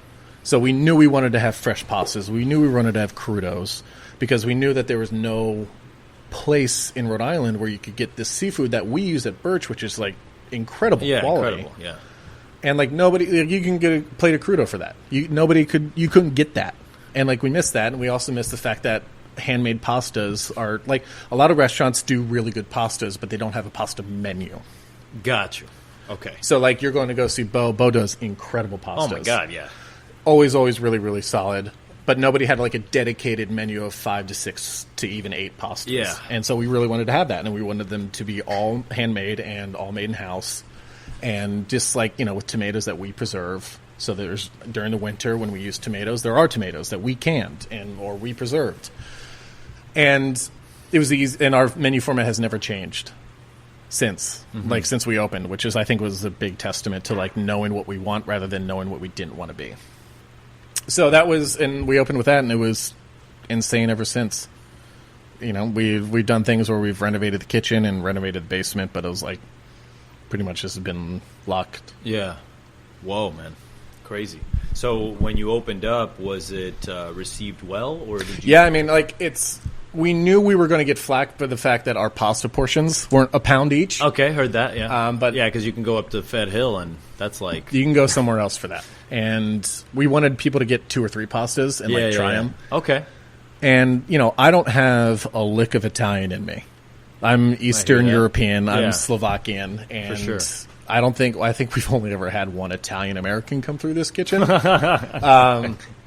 And so like there was like essentially there was all bits of when it came to owning my own were always self-taught in the sense of like, I didn't work for I didn't have a mentor. Yeah. I didn't have somebody. I mean, a lot of people don't, but I didn't have that person that took me under their wing as somebody that would show me a style of cuisine. Yeah. There was none of that. So it was just always met with like we would see something and be like, I think that would be kind of cool. Yeah, how do and you we do go that? from there. Like with our bread program, like it's like, how hard could it be to do 6 to 8 pastas as a menu? It's just like fucking hard as shit, man. It was hard as shit to do. It's like we can do it. I mean, we did it. We still do it. At your prep space, I'm like, yo, all that out of here? That's crazy. But you should see it. I mean, like we have there's a 14-foot counter that we make our pastas in. So like we have an extruder as well. Morning. Oh, the extruder is yeah, exactly. That extruder never shows up late. It doesn't get upset. Exactly. But so I guess going back to that, I don't want to I hate saying that like it was successful right off the bat because it wasn't. It was bumpy. Yeah, for sure. But like as far as like filling a niche, we did that. Yeah, we filled like that kind of need for somebody to have like a nice bar, and like it was the first time I ever had a bar, and like it was like nice for people to like come in, have a crudo, have a pasta, have a glass, and like kind of be on their way. And like I knew that there was something that you couldn't get elsewhere, especially in Rhode Island, maybe even New England, where it's just like our crudo menu is only from Rhode Island, some from Massachusetts. Yeah, that's a pretty big deal. Fuck yeah. And like I think that's a really big deal. Like we have whole fish, and it became like a seafood centric restaurant, but also pasta. Yeah, and yeah, all of it's from Rhode Island, and that's always been our key. That's hyper seasonal in that sense, which is why, like when I said I want to do citrus when I was out doing 12 days, it's because we don't have that shit here. It's exactly. Like we get lemons. Yeah, I remember. You're like, give me the leaves, dry them. Exactly. It's like this is insane. I hear you, man. I'm like, I'm blessed. Where I live now, there's a lemon tree right outside. Biggest lemons, like as big as your head. And just like the leaves are like smell from the house. I'm just like, this is fucking awesome. But also like 2 weeks after lemons is when you get your spring produce in. It's just like it's like fuck you guys. California is fucking. I mean, sometimes you get a warm day in December and the asparagus will start to shoot up because it thinks it's spring. So there's a lot of like inter-seasonal food that happens, but So, what are your plans after? I mean, you're opening up, right? I mean, I guess like to go back to like with Oberlin, was like we were cooking and we had really talented cooks when we first opened, We still do, but like when we like hit it off off the bat. And we had already opened up a restaurant, and Ed and I knew what we required. Like, we learned some shit from that. Yeah. Something that I don't think a lot of people get to do. And we learned a lot, and we think we did. I mean, it was rocky. There was no, like, it was a ton of work, and it was, you know, paying cooks less than I would have liked to, but that's because of how the budget went, and having them believe that that's going to change. Yeah. As soon as things get rolling. But then, you know, we got in the top 10 for Bone App, and that it was just insane. And then we got in the Times with our review there, and that was insane time. Yeah. And it was just like, cool. Like, that's all that stuff that, like, you live and die by now, which is hopefully going away. Yeah, for sure. You know, I think there's two sides to that sword. I hope those things go away, but even to me, it's like, those things are still important. Like, I still want to be on that list. I still want to fucking get my Michelin stars and like do all that. And it's funny, like, talking to Chef Costa over the years, like, there was some certain points where he'd be like, you know, whatever, the stars, you know. But then you talk to him for real, and he's like, no, like, I love them. You know what I mean? Like, I don't need them, but it's like it's a gift that shows you all the hard work you did. Sure. You know, it's like, okay, wow, like, I have something to show the world now, and like, this is the stamp of approval. Yeah, it's like you're not allowed. Like, I don't believe anybody that say they don't do it. Like, you might not do it for that, but like, if you didn't get those things, you'd be pretty bummed out. Yeah, you'd be, or if you lost it, sure, yeah, you'd be bummed out for sure. That's why I was like, I still think, even though those things are not as important, they still are. You know, yeah, and the James Beards and the fucking all that shit. Well, like, I go back to what I was saying about the clean slate with 2021 and what the pandemic has done. Is like, I really am hoping that those things don't matter anymore. Oh, for sure. No, like, I the beards and just like the controversy, like them being like just the exposing of these processes. Yeah, cannot be forgotten. Like, you look at what Bon Appetit has been doing in the reckoning, and just like the constant tripping up of themselves. They can't get out of the way of their own selves. Yeah. They can't learn. They can't. It doesn't seem like they're willing to change because of money, and like, that's what that comes down to. Yeah. And like the beards, like, nobody's answering the questions as far as what happened this year. Exactly. Like, what the fuck? And so it's like, so who actually makes these rules? Nobody's willing to like speak about it. And I really, like, that would mean the world to me for that to like go back to care about what happens in your own area. Yeah, exactly. Care about what happens with your local media. I mean, that's just maybe the bias in me because my parents and their local newspaper, but like, care about what your local says. Care about what local areas think, because it's like, why should I give a shit what people think about me in New York? In New York, and why should I care about that? But I did. Yeah. And I think I will forever now, because of just like how like hard it was for me to get the Bone App and the New York Times, and like seeing these things and knowing it's like, I don't think I'll ever be able to leave that. Yeah. But I hope there's coming upon like you, if whatever you're doing next, and if you open your own restaurant, it's just like, you care about what happens and who's in your restaurant, and your community. And I think once that process happens, and once you take care of that, everything else takes care of itself. Yeah. It's almost like you said, like, you know, you're going to therapy, you're doing things for you. Now you're much more of a leader for your people. Yeah. Than you were, you know, when we're young, and I'm still there, right? Fucking, I'm barreling through, and then you look back at maybe you were a little hot-headed when you didn't need to be, or you didn't lead someone in the right way. And you sort of, like, as you grow, you start to realize, like, oh, well, maybe that was the wrong thing. Yeah, you know? I mean, I think, like, that's a bigger discussion as well when it comes to exploitation. Yeah. And, you know, there's no shortage of that in restaurants. No. And that's, I think, man, that's got to change. No, for sure. That has to change. Like, like the exploitation of workers, and just how easily the restaurant industry can fit the cracks and like settle into the mucky underground of what's okay. What the fuck? And like, I'm like, well, it's like, you know, the whole snowball effect is just like, somebody at some point, I'll never forget this, Trevor Moran said this to me. Yeah. It's just like, somebody at some point got punched in the face in a kitchen, and that was okay, and now look where we're at. And it's like, I think about that a lot. It's like that snowballed, and Yeah. like somebody got punched, never did anything about it, and now here we are. Yeah. And I think about that a lot. I think like, and like it doesn't have to be as severe as punch in the face. It can just be lighting somebody up. It can be, making it personal. Yeah. And that snowballs into that person doing it at the next place. Yeah. And that leads into, you can do a stage with us, but you're not getting paid, or you're getting paid minimum wage. Yeah. When it's just like, that's a whole discussion. I mean, it's crazy now. You have to pay your stages in California, like it's a law. What do you think about that? I think that I don't think you should have to pay a stage, to be honest with you. Mm-hmm. I think that they're showing up there on their own time, and I just don't think that you should. Like, they wanted to stage. Why would I get that you're hiring maybe, but I don't think you should have to pay them. So, what are your thoughts on? I think you should feed them. Okay. And that's their form of payment. Sure. Sure. I guess, like, where's the line then? Like, is it one day? Or I think it's 1 day. days? I think, while 1 day stage is more than enough, I think if you're going to be a chef or a sous chef, it's fucking 3 days, and it maybe $100 a day. Okay. You know what I mean? That makes sense. But I think those are all things you need to write down. I guess, right? That way I remember the shit. Yep. So I'm not like... Because those are the things that, like, I think of, and it's like, that'd be a good idea, and then you fucking forget about it. Or it just doesn't happen because you didn't make that a cemented, like, I'm doing this. Yeah, I do this, yeah. That's one of the lessons that I would talk to my young chefs about was,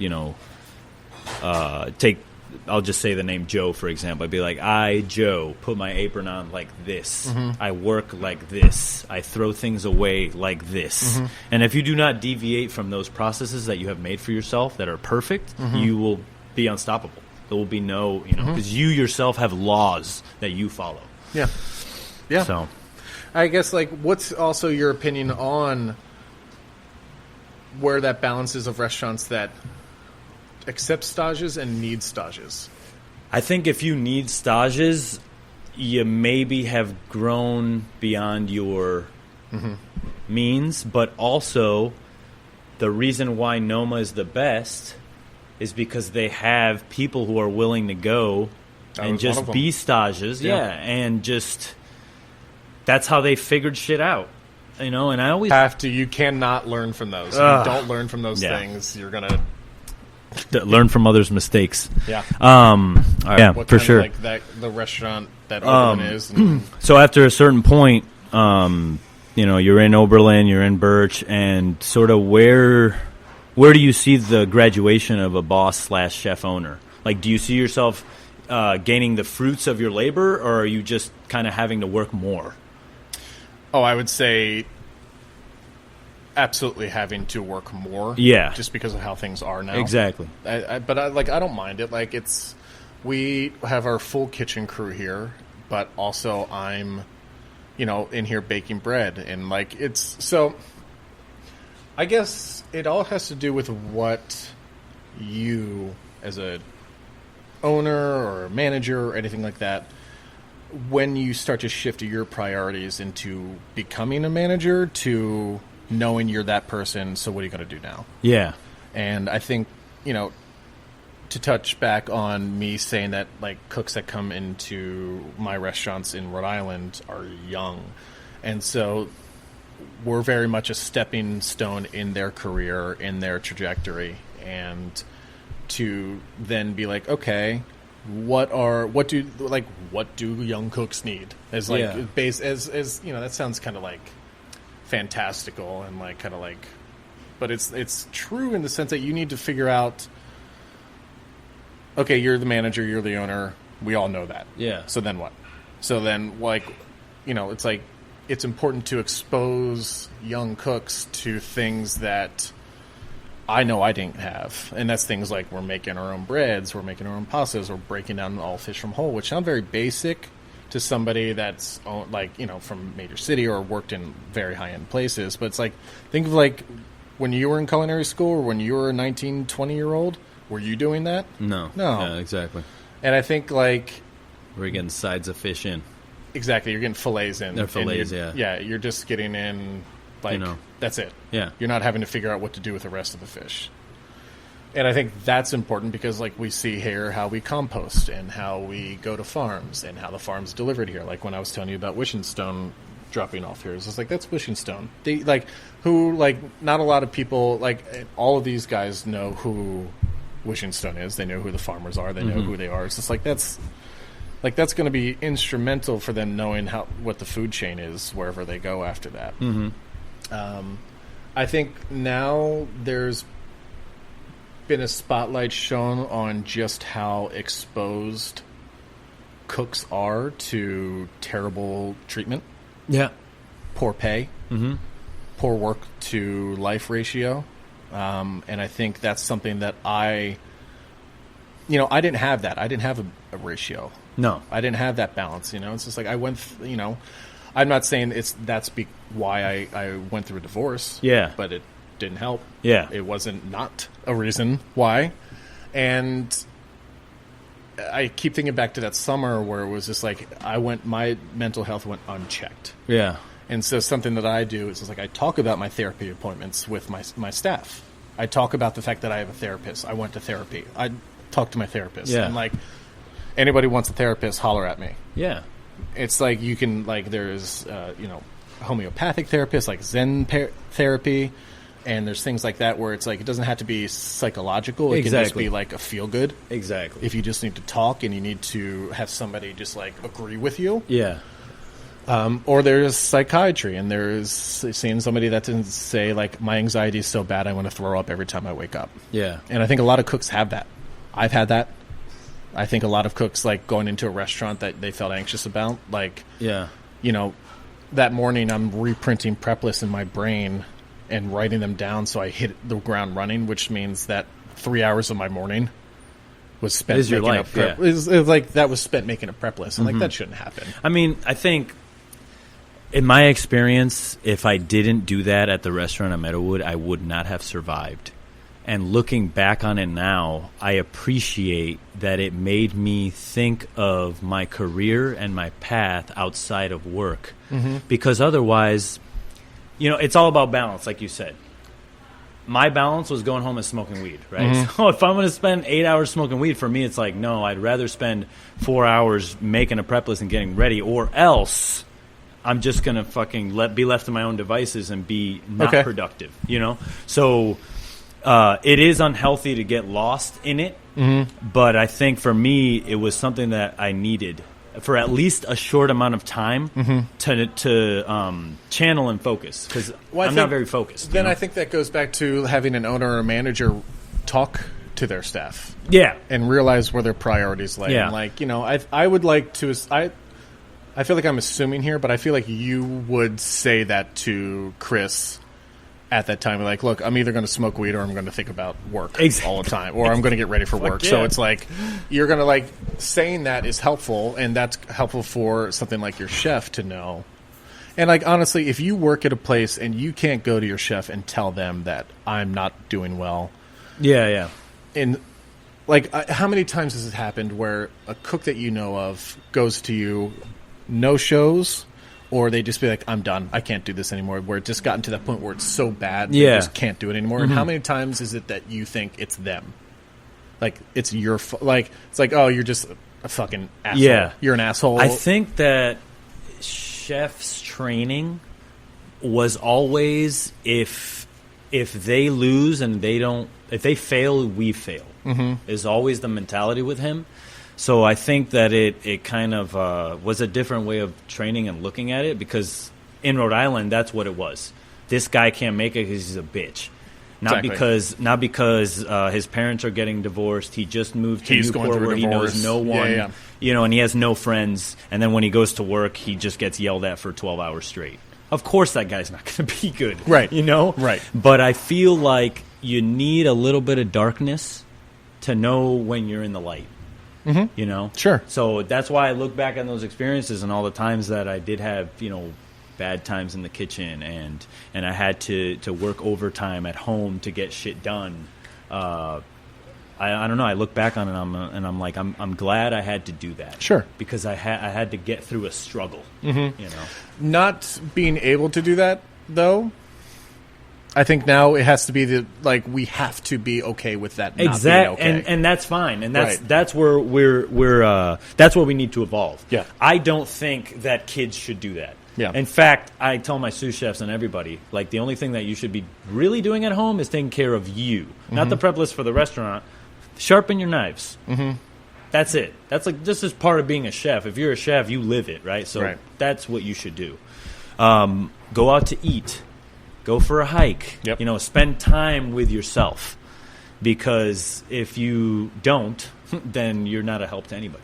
And I think that's why, it's important for me to have that background of, with my family and having outdoor activities being huge. And, going kayaking. It's just you never did that shit. You lived in Providence, Rhode Island for how long? Never did that shit. You don't even know anything about Rhode Island and, Little Compton. You've never been to Little Compton. Exactly. And the only thing I know is that they have wineries, and I believe they had a chicken farmer, right?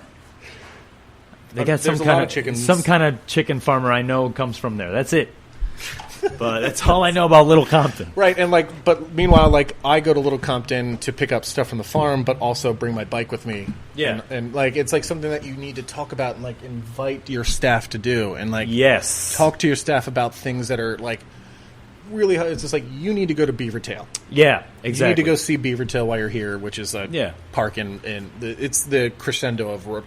You have been to Beavertail? I have been to Beavertail. Okay, because that's just across the water from Beaufort. I was just wondering if you crossed one bridge at least. Yeah, I have. And so, go see there and just, making it a part. By me focusing on that for myself has been something that, I talk to my cooks about where it's just what'd you do this weekend? Yeah. What'd you do? It's did you do anything? And, I tell them, it's I went hiking here. I went kayaking here. And, I live right on a cove. And so it's I can just, throw my kayak out in the water in front of my house. And, we go out from there. Yeah. And, I can go there. And so, making these things, doing shit. Yeah. Where it's I didn't tell people that I thought of menus for 8 hours. I didn't tell people I sat on my phone on Instagram for so many hours a day looking at different restaurants and what others are doing and compared myself to other people. Because I do that. Yeah, for sure. You always do it. You can't, it's not okay. It's not healthy. No. It's not at healthy. the end of the day, every single human being is an insecure baby. Yeah. We're all babies. We're just a little bit more grown and have some facial hair. That's it. We're all have those same fucking things that scared us when we were 6 years old. We still have that to this day.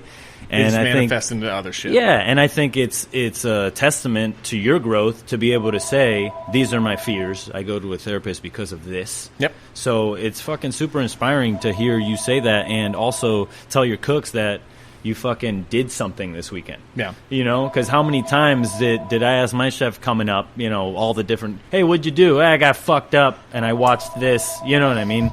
And like you said, getting out there in nature and being in the fucking sun, which you do not get sun as a cook, so please go outside. Please go outside. In the morning before you come to work, go outside, guys. Eat something. Yeah, you don't even have to work out. You don't have to work out, okay? I know everybody's saying you got to work out, you got to fucking do it. Just go for a walk. Exactly. Right? You don't have to be the extremes that you see on fucking Instagram. Yeah. You don't have to be that extreme guy. You gotta just... whether it's get high and go for a walk or get high and find your think lane. You went for a walk. If that's your extreme, get high and go for a walk. That's your extreme, bro. Just live in it, love it. As long as you're getting better and treating people nice, we don't need to see how many miles you biked. That's a big one here. That's a big one now. It's 30 miles, getting it. It's just no problem. It's but I'm not knocking any of those people that do that. No, hell no. I just kind of don't trust you because that's their motivation, right? And I'm not saying that it's wrong for them to do. That's just where they find their if there's ever an argument to see how cooks and people in the food industry are extremists, there you go. That's on full display when it comes if they're not getting absolutely fucked every single night, they're getting absolutely they're just killing themselves somehow. Yeah. For sure, you gotta find something that kills you. Find something you love and let it kill you. Yeah, that's a quote. Yeah, I didn't make that up, by the way. A few people out there that thought that I just made that up. Some guy said it. I read it on a Walmart poster. I'm not gonna lie, and I forgot the fucking. I want to say Charles Bukowski, but I don't fucking read that, so I don't know.